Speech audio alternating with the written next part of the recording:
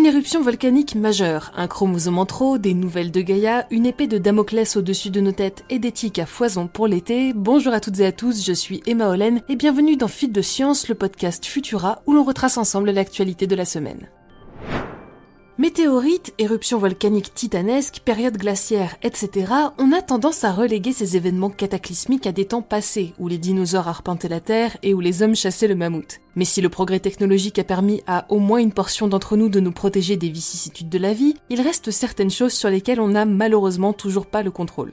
L'activité volcanique appartient à cette catégorie, et non, il n'y a pas besoin de remonter bien loin dans le temps pour voir quel impact elle peut avoir sur nos sociétés.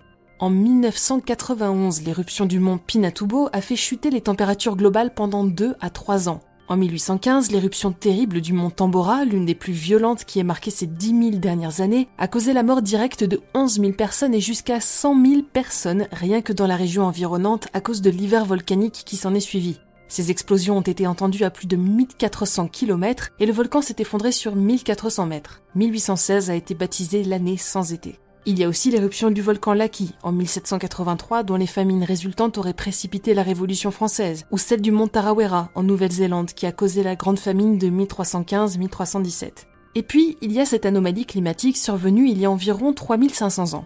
Révélée par plusieurs indices, notamment au sein des anneaux de croissance des arbres, elle a longtemps été attribuée à l'éruption du mont Terra, dont la caldeira forme aujourd'hui l'île de Santorin, en Grèce, entre 1680 et 1500 ans avant notre ère. Mais d'autres indicateurs semblent suggérer que le climat aurait été perturbé par un ou plusieurs événements volcaniques à 7 autres reprises, entre -1654 et -1524. Afin de démêler l'ensemble des événements survenus durant cette période et d'attribuer à chaque effet une cause bien précise, un groupe de chercheurs a analysé plusieurs carottes de glace issues des calottes antarctiques et groenlandaises. Leurs résultats révèlent qu'une éruption particulièrement intense aurait eu lieu en -1628, mais le coupable n'est pas à chercher en Grèce, annonce-t-il. L'éruption de l'Aniakchak, située en Alaska, serait en effet responsable des perturbations majeures détectées dans la glace. Elle aurait été précédée par l'éruption d'un autre volcan, d'origine encore inconnue, en -1654. D'après les volcanologues, ces deux événements auraient de loin été les plus catastrophiques de l'hémisphère nord sur les 4000 dernières années, affectant le climat durant 1 ou 2 ans de manière globale.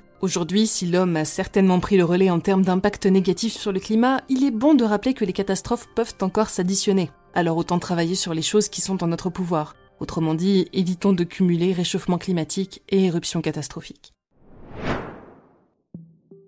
On a normalement tous et toutes appris à l'école qu'une paire de chromosomes XX donne un individu femelle et qu'une paire XY donne un individu mâle. Mais saviez-vous que, à l'instar de certaines personnes intersexes, un humain mâle sur 500 possède un chromosome sexuel surnuméraire ? À l'échelle de l'humanité, ça fait vite beaucoup de monde et d'après l'université de Cambridge, ce chromosome en plus n'est pas sans conséquences. Les personnes dotées d'un trio XXY peuvent parfois être diagnostiquées pendant l'adolescence car cette anomalie, connue sous le nom de syndrome de Klinefelter, a tendance à retarder la puberté et à provoquer des problèmes d'infertilité chez les adultes. Au cours de l'étude, environ 23% des sujets XXY se sont déclarés au courant de cette anomalie, contre seulement 0,7% pour les sujets XYY. En effet, ceux-ci sont souvent plus grands que la moyenne, mais n'ont pas vraiment d'autres indicateurs susceptibles de leur signaler une anomalie génétique. Pourtant, les uns comme les autres sont exposés à des risques plus élevés d'un certain nombre de maladies métaboliques, vasculaires et respiratoires courantes, comme un diabète de type 2, une embolie pulmonaire ou une maladie pulmonaire obstructive chronique. Des maladies qui pourraient être évitées à condition que chacun et chacune soit au courant de l'existence d'un chromosome en trop dans leur karyotype.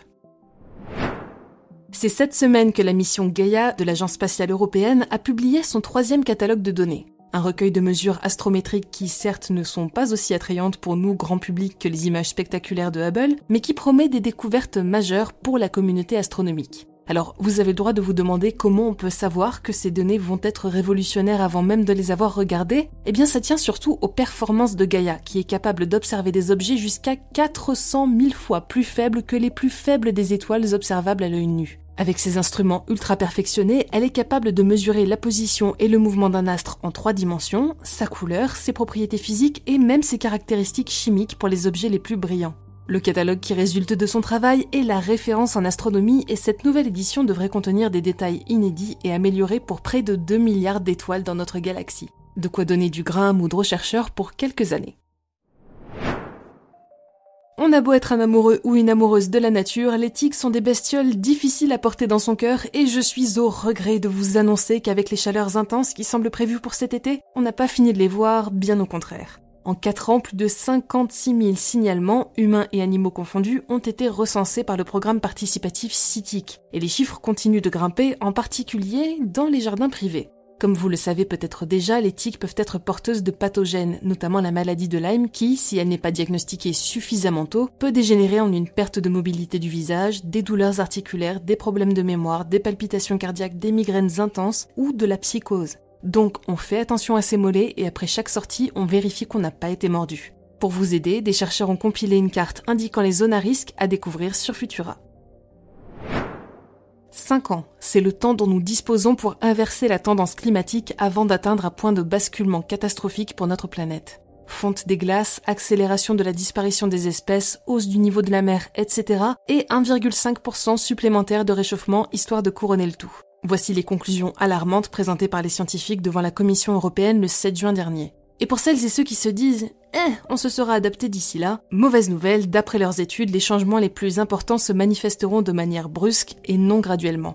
Pour limiter le réchauffement climatique à 1,5 degré, les Nations Unies préconisent une réduction de 43% de nos émissions d'ici 2030, un chiffre qui ne cesse d'augmenter à mesure que l'inaction perdure. Et d'ailleurs, d'après Johan Rockström, directeur de l'Institut du climat de Potsdam, limiter la hausse des températures à 1,5 degré n'est pas exactement une panacée, mais déjà une très mauvaise nouvelle pour l'humanité, avec des changements dramatiques et irréversibles pour certains écosystèmes uniques et indispensables à notre bon fonctionnement. C'est le point auquel tout part à volo, un point qui nécessitera de grands efforts, mais face auquel chaque petite action compte aussi. Alors ce week-end, je vous invite à réfléchir à un geste que vous souhaiteriez faire pour le climat et à l'implémenter dans votre quotidien. Et si vous vous promenez en forêt, pensez à ne rien laisser derrière vous pour limiter les risques d'incendie. Merci.